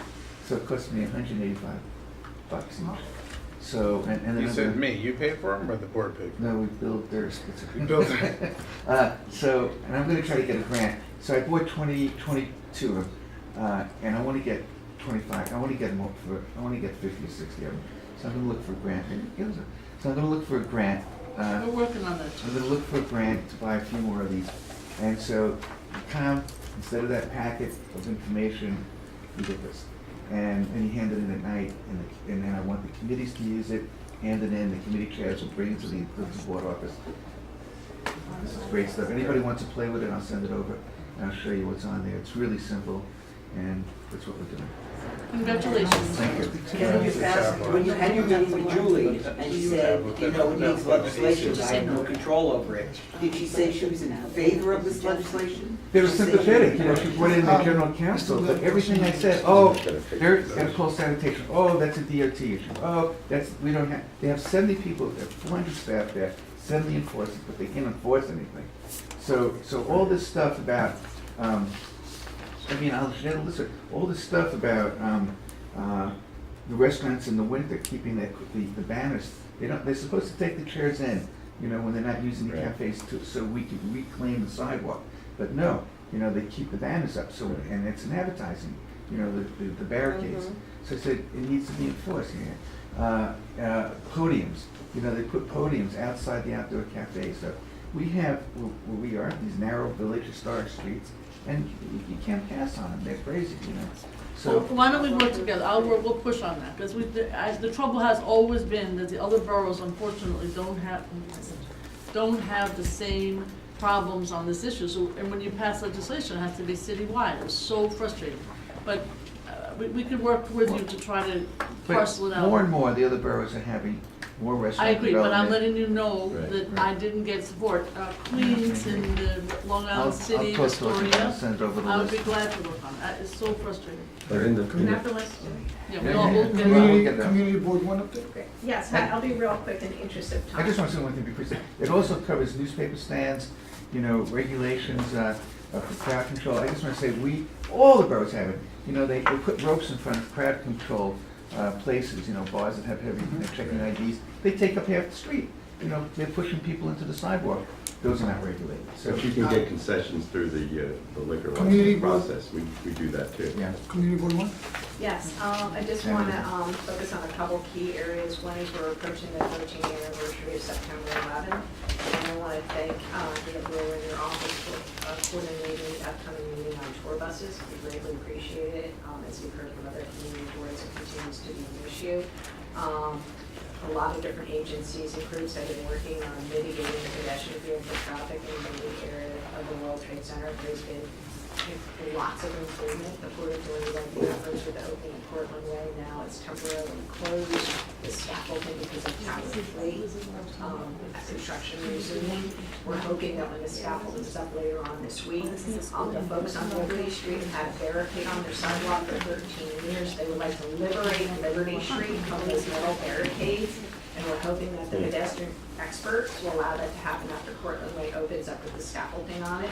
There's one other area that folks are interested in, is that there'll be a pass-through on the north-south somewhere, you know, where the temporary pass station is, just to also alleviate, because there have been over 500,000 people have just come to the museum since it opened up in mid-May, May 15th. Right, Not everybody goes to the museum, so just guesstimating maybe an additional 4 people are just going to the memorial or the surrounding area. The second area is it's very exciting. Albany Street, the former queuing line for the memorial has now become a public space, a temporary public space. So they have planners, and then that was again another big group effort with LNBC, the Downtown Alliance, and the relevant agencies such as NYPD and DOT, and the Port Authority. And there's a popular ping pong table. And I understand that the Green Market will be coming back hopefully next week, which is very exciting. No, at near the World Trade Center site on Albany Street in this new public space, because we were very afraid that it was going to become another bus or staging area in that particular area, which is very dense. The second key area is the Seaport. We'll be approaching the 2nd year anniversary of Superstorm Sandy. We're concerned that nothing is in place yet for the Seaport Museum as it approaches the 2-year anniversary. We've invited the museum to come to our September Seaport Committee. We know the boat portion is open, but nothing has been in place for the museum. And this is a critical cultural institution for Lower Manhattan and for the whole city. The second area is something called Peck Slip. One area, the staging equipment has been moved, and we have a city bike we're glad to have a city bike, but we think there could be tweaking on where that city bike rack goes, because it's in the middle of an open space that's started for open space. And the other area there has been cleared of its construction equipment area and the view corridor, but this now raises the question on a plan of what that park will actually look like, because it was a park that was planned pre-Sandy, and there were some difference in opinions when it was approved. So we need to focus on getting that park plan up to date and moving forward, but we have to make sure everybody's in agreement what it's going to be. The third area is 346 Broadway. That sales, we want to follow up on the community space in it, where the Summits Court's going to be going.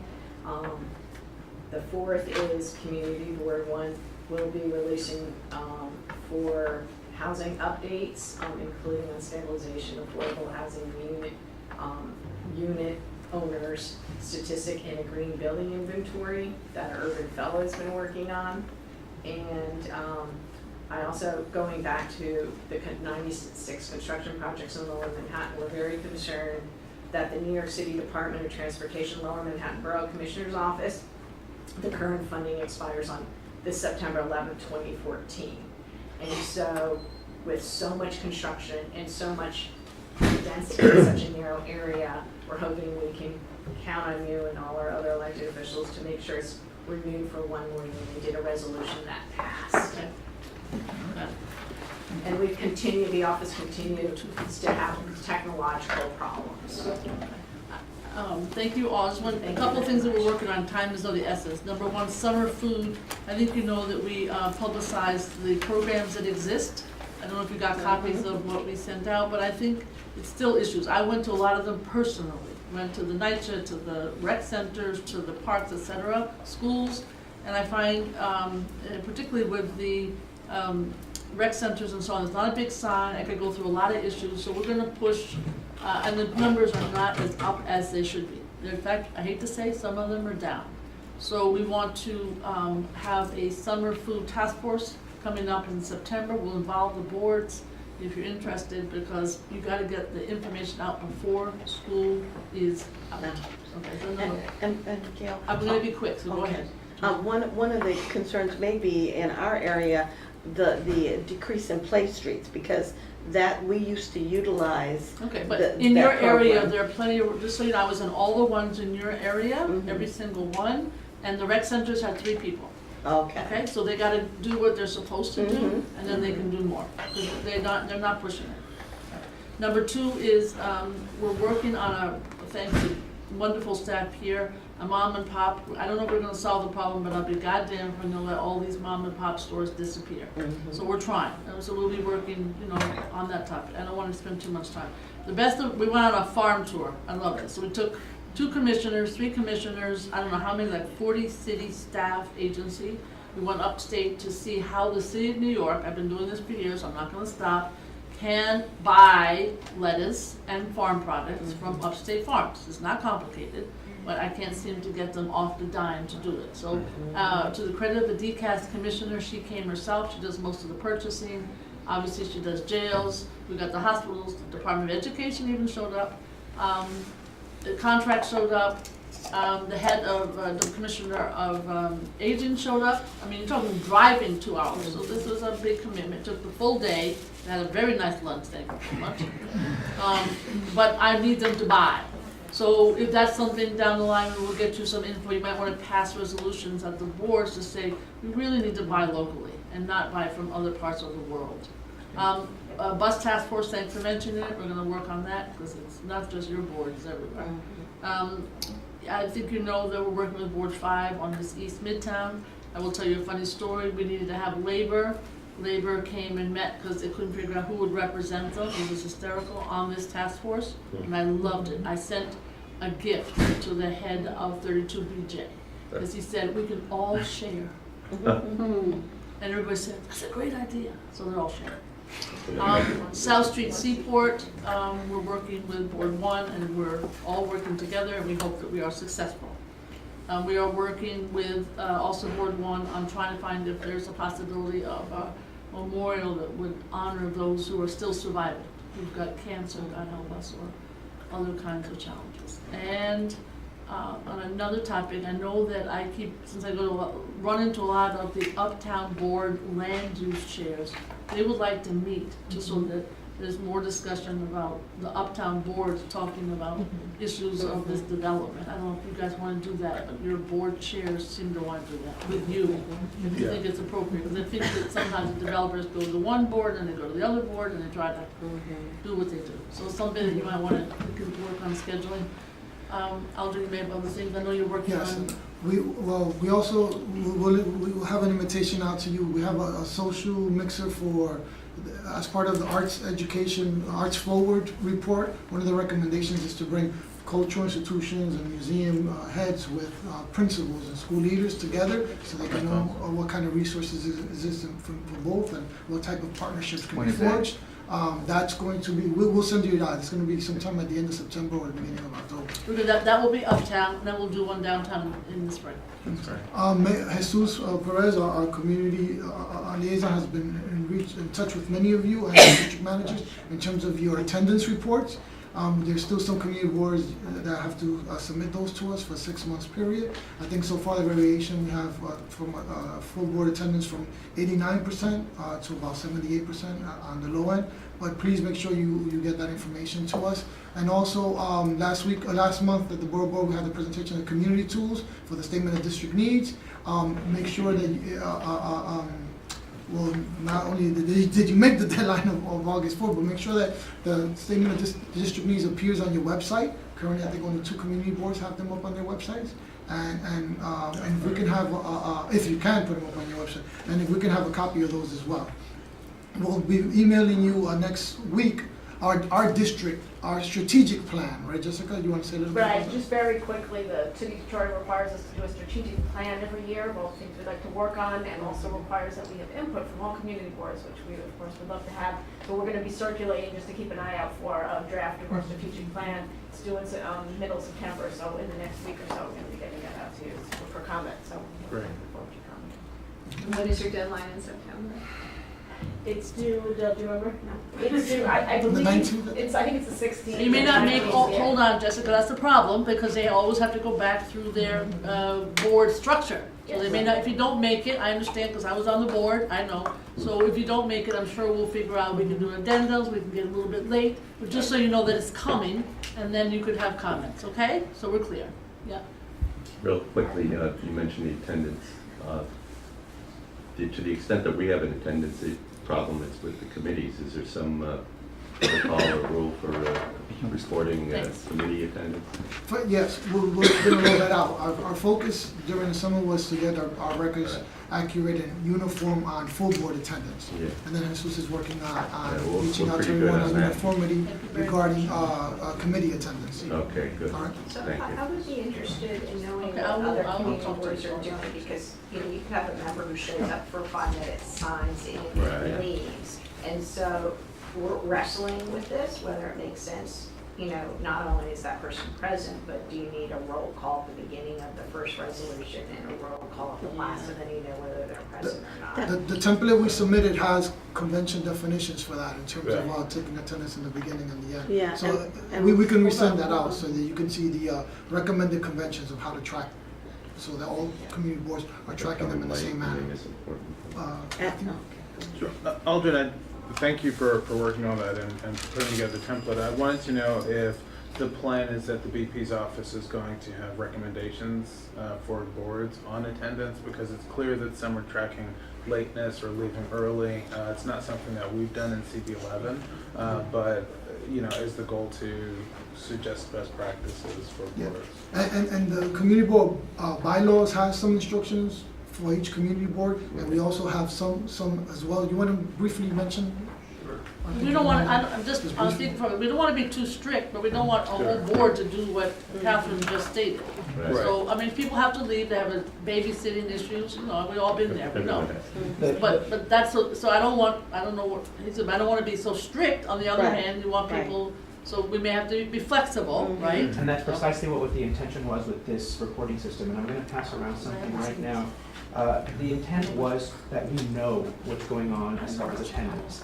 This is not meant to be, okay, if you have a certain number of attendance, you're off. That is not at all the intention here. But we need to know what the attendance looks like on all these boards.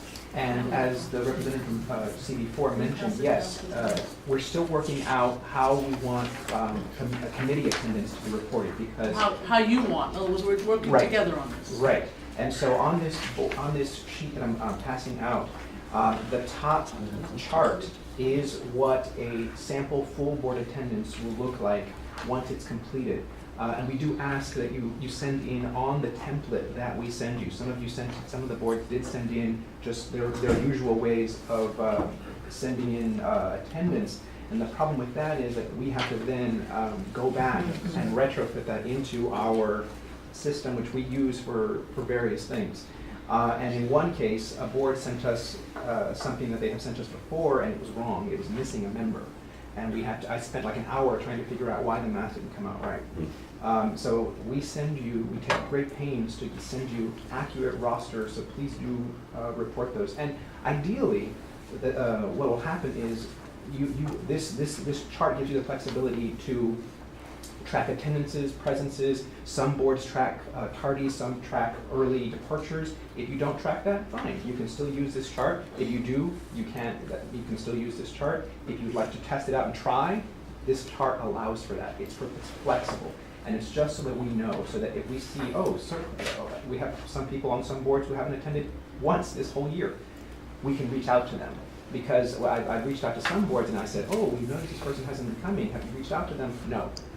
So there's a disconnect there. So we need to know. This is not meant to penalize anyone. We're gonna continue to work with you on these. We just want to make sure you go into September with your full membership, and that you continue month to month with as much a full membership as you can. And serve as an early alert system for you to know the 3 absences, 4 absences, or whatever your bylaws call for. And one more quick thing, since we have had questions from the boards about how or whether to report committee attendance.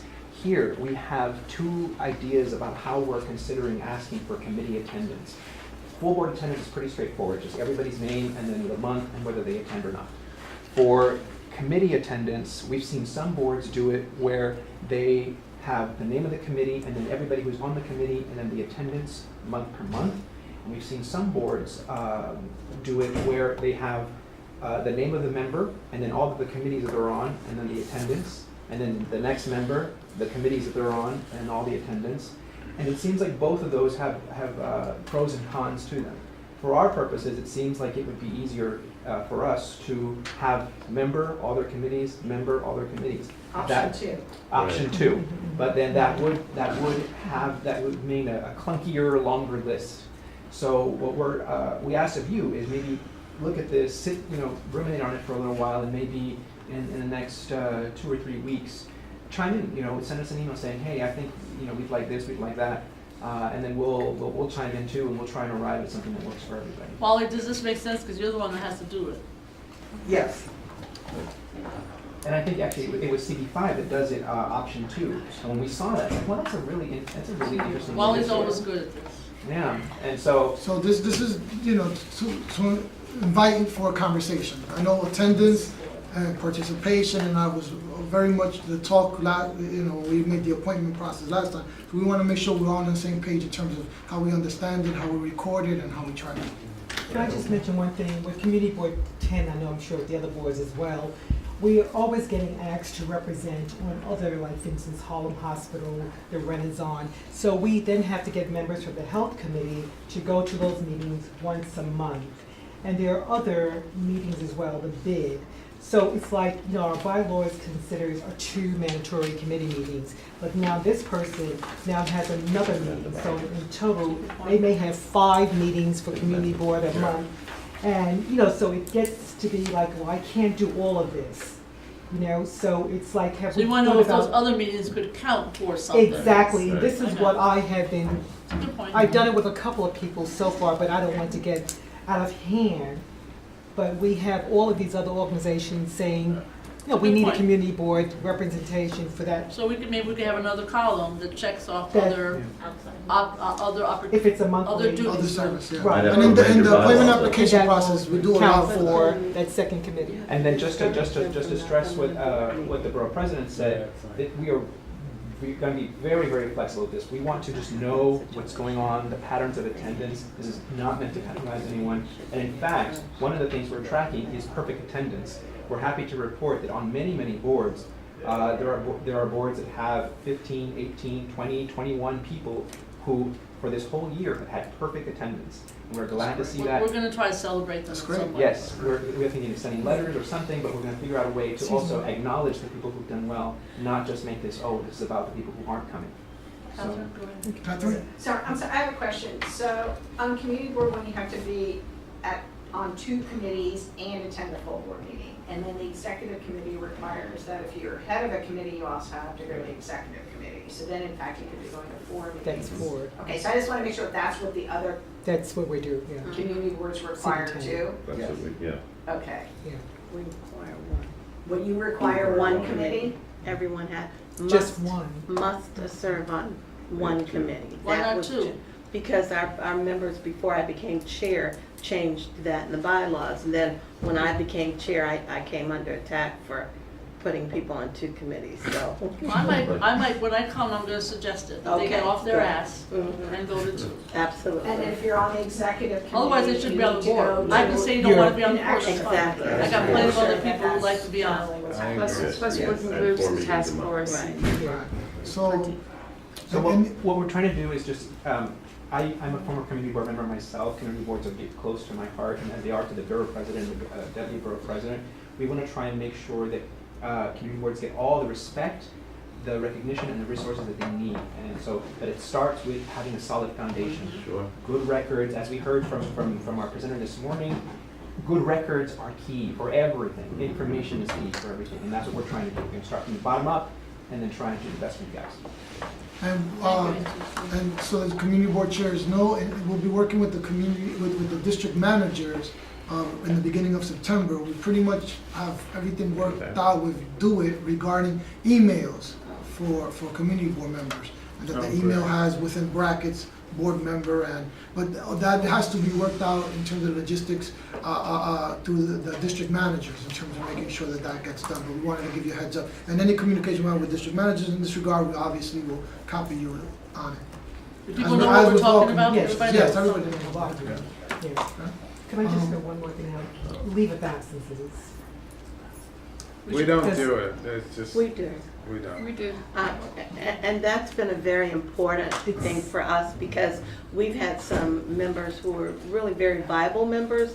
One whose husband, for instance, had open heart surgery and it was difficult. So by her being able to take a leave of absence, you know, she didn't end up in attendance trouble. And once everything was back, she was back on course. We've only, since I've been chair, I've only had one situation where the person, you know, didn't seem like it really worked because after the leave, they didn't come back. Is there any criteria, I mean, for anything, I mean, you know? Yes, it like has to be in writing, and it needs to be an emergency, a family situation or Emergency, work not, situation. I'm going Not to just school I'm for gonna 6 take, months. no. Well, we did Go to for individuals who were working to get a professional degree, especially that was related to the work they were doing on the board. We had a young man who was given a leave of absence. Why don't we do for this, that. we'll circulate whatever people have, Right. right? Okay, so you know. It's I been know- worked We have well. different guidelines. Yeah, because I know Yeah. Board 7 has different Yeah. ones. Okay, Okay, so why don't we great. circulate what, you know, people have or don't, right, Right. we'll circulate those. Okay, great. Any last announcements? Okay, motion to adjourn? Very helpful. So, Second? Thank you very much. Thank you very much. Thank you.